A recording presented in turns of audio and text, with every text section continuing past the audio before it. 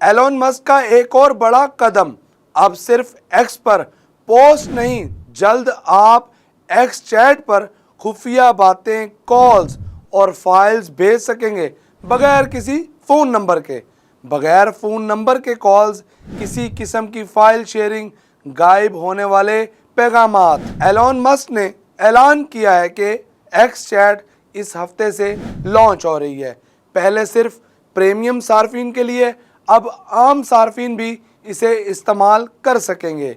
Musk कहते हैं x chat WhatsApp से ज़्यादा महफूज होगा और ये सिग्नल जैसा end to end privacy system लेकर आ रहा है।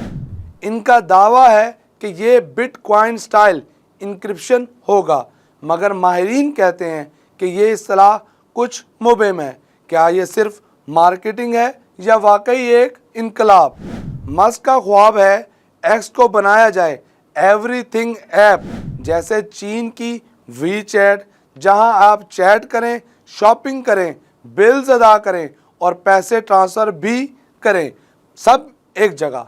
याद रहे, एलोन मस्क दुनिया के सबसे अमीर तरीन इंसान हैं, जिनकी दौलत है 418 अरब डॉलर से ज़ायद। तो सवाल यह है, एक्स चैट वाकई राजदारी का नया दौर लाएगा या बस एक और हाइप?